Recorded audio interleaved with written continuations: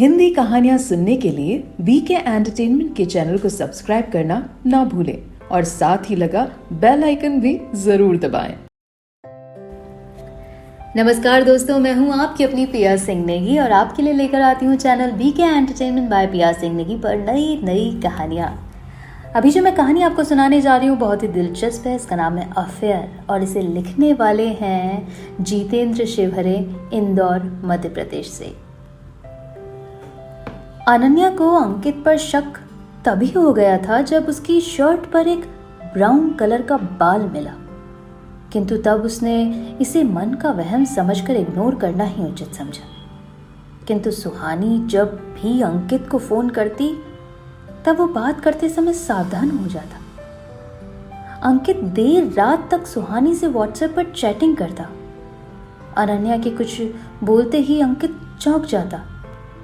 तब अनन्या को विश्वास हो गया कि ये सुहानी ही थी जिसके साथ अंकित का अफेयर चल रहा था।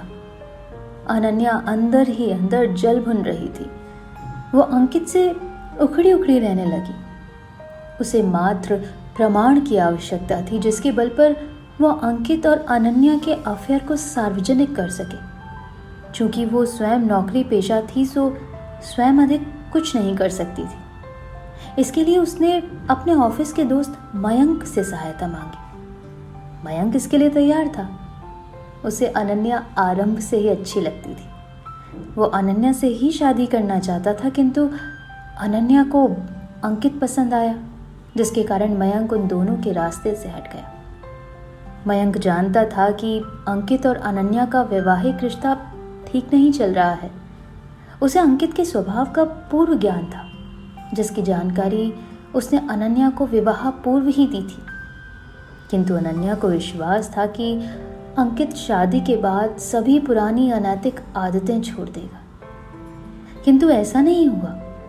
अंकित को भी शक होने लगा था कि अनन्या को उसके अफेयर की भनक लग गई है। इसी कारण वो अब पहले से अधिक सावधानी बरतने लगा। हम चाहे तो उन दोनों को रंगे हाथ पकड़ सकते हैं। सुहानी और अंकित की फोन डिटेल अनन्या के हाथ में देते हुए मयंक बोला। नहीं मयंक, इस बात के कारण अंकित से अधिक सुहानी की बदनामी होगी। सुहानी से अधिक तुम्हें अंकित की चिंता होनी चाहिए। हाँ, लेकिन सुहानी अभी अनमैरिड है। हो सकता है उसे अंकित के विषय में पता ही नहीं हो कि वो शादीशुदा है। ये तो और भी अच्छी बात है, हम उसे बता देते हैं। मयंक उत्साहित था। बताएंगे, पर पूरी योजना के साथ। अनन्या ने अंकित को अपनी योजना बताई। अंकित मुस्कुरा दिया। अनन्या निश्चित होकर घर लौट आई। रविवार का दिन था। अंकित अपने बेटे के साथ खेल रहा था। अनन्या रसोई में चाय नाश्ता बना रही थी। तभी मयंक अपने साथ सुहानी को लेकर वहां दमका। अंकित अपने सम्मुख सुहानी को देखकर भौचक्का रह गया। उसके पसीने छूटने लगे। वो मयंक पर क्रोधित था। अनन्या वहां पहुंची। बैठो सुहानी, चाय पियोगी? अनन्या ने कहा। जी नहीं, थैंक्स, बट आपने मुझे यहाँ क्यों बुलवाया है? सब बताती हूँ, थोड़ा धैर्य रखो। अनन्या ने बेटे विशु को बाहर गार्डन में खेलने भेज दिया। आप दोनों ये अवश्य समझ चुके होंगे कि मुझे आपके अफेयर की पूर्ण जानकारी है, अनन्या बोली। सुहानी सहम गई। अंकित भी सकते में था। मैं चाहती तो इस समस्या को बीच सड़क पर भी हल कर सकती थी, मगर इससे पहले मुझे लगा कि एक बार आप दोनों से बैठकर बात करूं।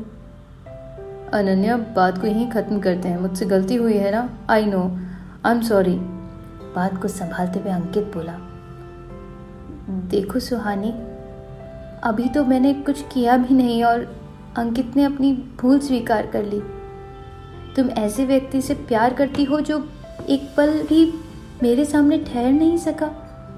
ये दुनिया के सामने तुम्हें स्वीकार करेगा? अनन्या की बातें चुभन से भरी थी। और फिर मान लो अंकित तुम्हें अपना भी ले, तब इस बात की क्या गारंटी है कि किसी और के लिए वो तुम्हें नहीं छोड़ेगा, जैसे तुम्हारे लिए वो मुझे छोड़ने को तैयार हो गया है? अनन्या बोली। सुहानी का सिर स्वतः ही झुक गया। उसे अफसोस था कि सब कुछ जानते हुए भी उसने अंकित से प्रेम किया। सुहानी, क्या किसी की बसी हुई गृहस्थी उजाड़ कर तुम प्रसन्न रह सकोगी? मयंक बोला। मैं स्वयं अनन्या से बहुत प्रेम करता था।